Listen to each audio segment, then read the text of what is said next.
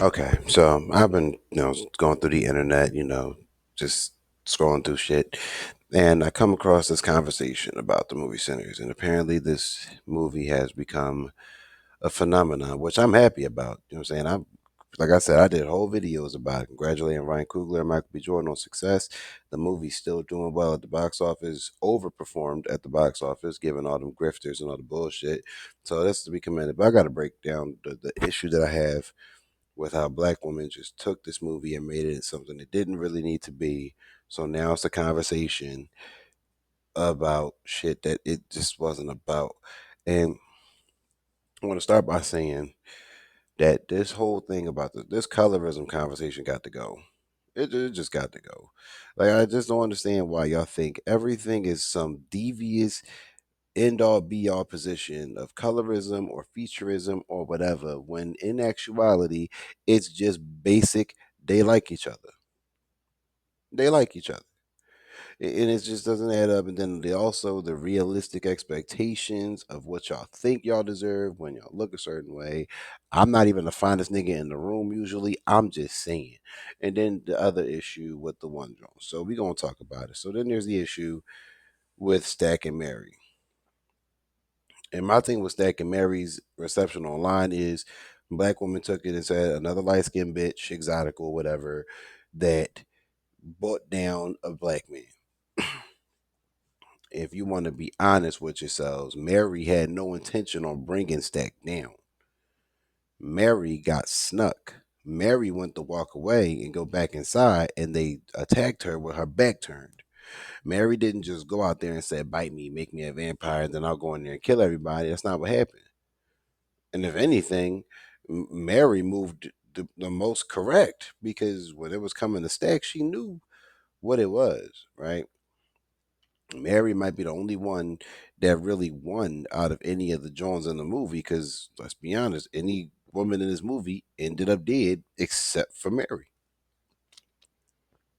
Keeping it a whole buck with you. And it ain't because she's a light skin, it ain't because she's the white girl, it's because she moved in a way that just so happened to get her what she wanted. Even when she was a vampire, she used her power to get what she wanted. And drastic, yeah. Did it work? Yes. Yes. And my problem is that it's like, oh well, the light skinned bitch was in there and she had the best body, or she looked a certain type of way, and this, that, and the third. Well, if that's what y'all want, then change the narrative. Because they had the bad little chocolate John, Pearline. What's her real name?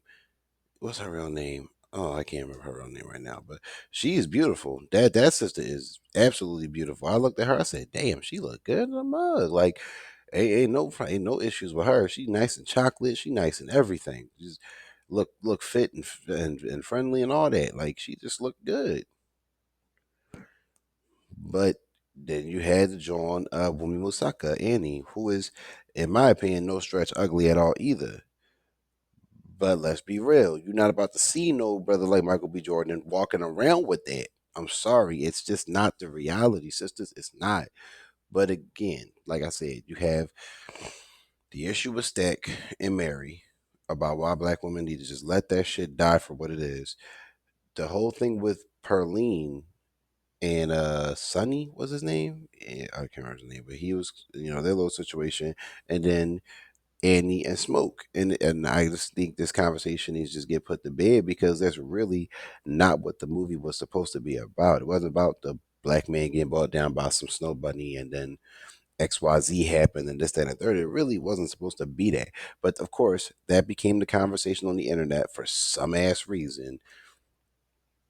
And it's annoying. And the dynamic of the whole thing is crazy, because Haley Steinfeld, was a little bit on the toxic side, if you ask me, but she was also very direct about what she wanted. She placed herself in the position to get what she wanted. And if truth come to shove, Stack and Mary loved each other, but they could not be together. She was a white passing black girl because she was an octoroon, which is the only real reason why black women are talking shit about the Stack and Mary thing, is because she's an octoroon. If she was a if Stack had got with Perline, then it wouldn't have been an issue. But because the whole thing between Stack and Mary was the dynamic, even though there's more ground and more like nuance to their situation because it was Jim Crow South 1932. Prohibition was technically still going on, and the Klan and all the other racist motherfuckers was walking around at the time. And the only reason why they weren't together was because of that. And Stack admitted that. He said, "I love you, girl, but I can't be with you. They'll kill you. They will kill you." And then how am I supposed to live with that? How am I supposed to live with that situation? And Mary was like, "Well, damn, he loved me. I love him, but we can't be together. But I'm willing to try. Fuck it." And I do think a good amount of people would have tried back then. But Stack knew the situation. Stack knew the risks. Mary knew the risks. She even said, she's like, "I didn't want to be white. I wanted to be with you." That whole situation shuts down the colorist argument right there. They genuinely loved each other. It wasn't like a fetishization or a colorism argument. I even had this I commented this under what's her damn name? What's her name? She got a nice voice, everything. Exoticals United, and I said the only reason why they giving Haley Steinfeld all this bullshit about Stack and Mary is because she's the octoroon in the film. There's no other reason. There's literally no other reason. And in the Jim Crow South demographic, she would technically still get killed. So they had to protect her. And it's funny because it's like they made it seem like she just showed up out of nowhere and nobody knew who she was. Everyone in the neighborhood knew that was Lil Mary. My man Cornbread was like, "Lil Mary, damn, you done grew up." Yeah. So she was around with all of them when she was little because they knew who she was. Shit, Andy called her family. So it's not like Mary just showed up and Stack was like, "Damn, I'm trying to bomb this white girl," and then he bombed the white girl. Then he ended up dead. That's not what happened. They had already bombed each other. She straight up said, "Boy, you gave me head and drove me crazy." Like he dickmatized her. I'm never getting money for this video, but he dickmatized her. So they just was doing what they had to do. You know what I'm saying? Then you got the joint Pearline. She was, obviously married because she says she is. And then my man Smoothly with the blues voice talking about some happily married. And she was like, mm-hmm. And I was like, damn, she's showing up. She about to be on some bullshit. Like that's just what it was. And as soon as she pulled up, I was like, oh damn, but we know he gave her head in the trailer. So he was like, he about to give her head in the movie, you know what I'm saying? And I ain't think the little guitar boy was. I ain't know his character was like that, and But then I'm like, damn, he really about to get the baddest one for real. Okay, all right, let it be what it is. He he performing. He gets some head. He gets some cheeks probably too. Next thing you know, it was what it was, and then. Not too much dynamic outside the fact that it's a good chance she might have had a bad marriage. She might have been neglected at home. That's normal. It's not, uncommon, especially back then with all the bullshit going on. And push come to shove, she was like, "I need a night out. I need some excitement. I need such and such and such and such. I need some affection from another person, even if it's not my husband." And that's what she went out and did. That's what she, that's what she went out and wanted to rock out with. Damn, just these allergies is killing me. It's not really a lot to their situation other than the fact that what brought her ass down ultimately was that thrill that sisters be looking for, and she went out just like most sisters do, looking for that thrill, and then it blew back up in her face. That's one thing I can say. Then you got Wumi Osaka, you got Annie, and I'm gonna keep it a buck with y'all. I don't give a fuck how anybody feel. I thought she was their mom when she pulled up because I was like, "Who this?" And the way they was talking, I said, okay, that's his mom or whatever. I guess got the mom. I guess she's still alive. They might not have a dad. Well, we know they don't have a dad because that smoke killed the dad. But whatever. Next thing you know, they start rubbing each other, and I was like, hold up, what? Then they start having. I was like, oh, okay. I said, oh, they together. Okay, sure. So my body didn't forget you and all this other stuff. I'm like, oh, I thought you was the mom, but all right. It was whatever, dry reading her, whatever, and start doing it to each other, all freaked out in the little shack, whatever that joint was, little store or whatever. And the only reason why he really needed her was, he needed her to pull up and fry some fish later on that night because I guess she's the only woman in Louisiana that could fry some good ass fish, but let it be what it is. Then you got this whole dynamic of like how black women tried to make this shit not what it was. When they said Stack and Mary were fake, and Smoke and Annie were the relationship that lasts for generations. And I'm like, you're right, it sure does, because it was a stereotypical black man who left the fucking mother of his dead child for 7 years to go work with Al Capone to become a gangster and then come back down home and they can magically, dick each other down and go on about their business. And I'm just like, yeah, of course, that's the one that black women attached to because it was a big body Benz type joint. And then you had Michael B. Jordan all fit and husky in a suit. And he, you know what I'm saying, blew her back out in the joint, I guess. And I can't stand it. It's like, yo, y'all really think that if y'all walk around like that, y'all can just get Michael B. Jordan on any regular day? You can't. You can't. I'm sorry, sisters. You just can't. Like being built like that, you're not just gonna wake up big like that. And honestly, I don't even think Wumi Musaka is actually that big, but I don't really get into that. But it might have just been the dress that made her look a little bit bigger. You know what I'm saying? Like them dresses was poofy. But just based off how we saw the body types, you had Mary, you had Perline, then you had Annie. They was fit and whatever, and then Annie didn't look like she went to the gym at all. So you got Michael B. Jordan, who like he goes to the gym 5, 6 times a week. She like she don't work out at all. They had a child. The child died. Spoiler alert. And then he could dip off for 7 years, come back, and still get the draws. And he done abandoned you at your most vulnerable, most painful. He can still get the draws. You know what I'm saying? It's like the representation is crazy. It's like up and down because like I don't think it was like the worst movie to depict some black people, but the movie is literally called Sinners, so they about to start drawing. So I can't even really be mad at what they do because that's the whole point of the film.